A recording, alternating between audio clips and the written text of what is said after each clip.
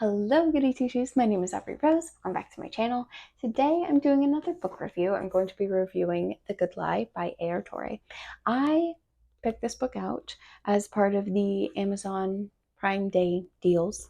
This book intrigued me a lot. I'll read the back for you guys. So they're looking for the truth. They're hiding it too. Psychiatrist Dr. Gwen Moore is an expert on killers. She spent a decade treating California's most depraved predators and unlocking their motives. Predators much like the notorious Bloody Heart serial killer, whose latest teenage victim escaped and then identified local high school teacher Randall Thompson as his captor.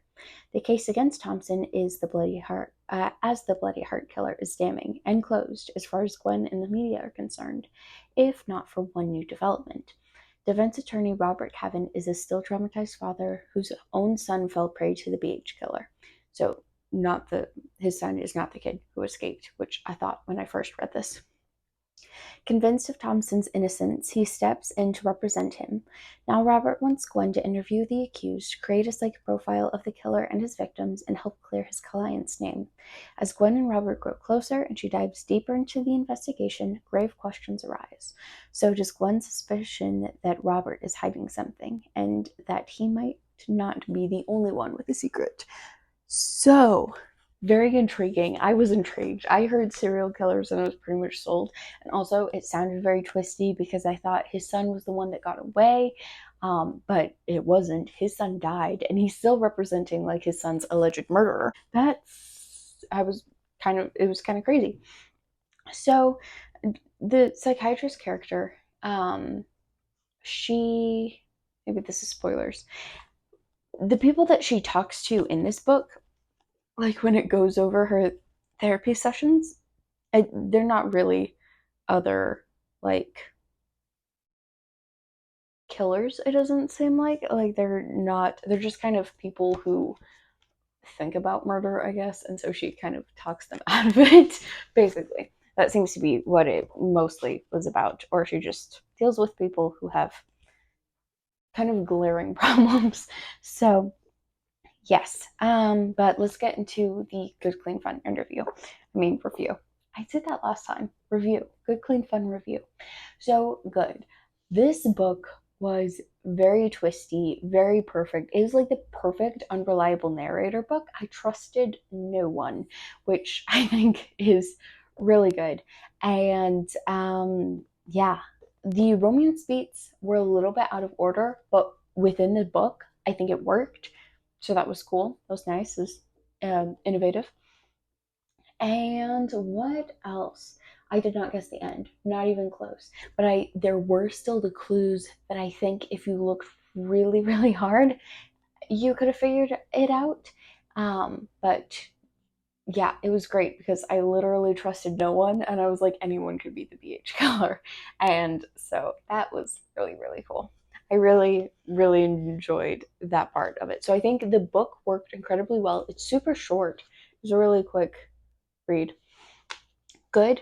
So there are 2 closed door romance scenes, but there's not very much build up, and there are a few references back to it, but it's not super detailed. It's a bit gory, but not a whole lot, not compared to, actually, I don't know. I just don't mind that part of it. I like the serial killers, and so I didn't mind that part. And there was some language, but there were no F-bombs. So it was like a PG-13 kind of rating for a language, and not even then, because PG-13 allows you like 1 F-bomb, and there wasn't even that in there. So yes, extremely clean, and I really enjoyed that because I was able to mostly just kind of get into the mystery, and that was fun. So for fun, I did really enjoy this, and this part is going to be a little bit spoilers because I just want to talk about the book for a little bit. So at the very beginning, it's from the first chapter is from a third person point of view, and then the rest of the book, or most of the rest of the book, is from a first person point of view. It's from Dr. Gwen Moore's point of view. I think there's one point in one chapter at the beginning, like the first chapter or something like that, where I'm pretty sure I remember it going from first person to third person and then like back to third person within the same chapter, the same section. And I didn't love that, but it got a lot better throughout the rest of the book. Like that didn't really happen again. And once I knew whose point of view the third person was, and whenever we got those chapters within the book, I already knew that it was going to be in third person, so it didn't bother me as much. And I think that that was good. So if it bothers you at the beginning, don't worry, because it doesn't really keep up within the rest of the book. Also, what was really interesting is like the very first page didn't grab me. And I'm a picky reader, so I really need books to grab me right away, and it didn't. I was kind of just reading, and it wasn't my favorite from the beginning, or like for the beginning, but I kept reading and I don't regret it. So I was a little bored in the beginning, but it was very good and it was very twisty by the end. I didn't see any of it coming and it was really good. The romance beats were out of order, but again, I think that worked well within it.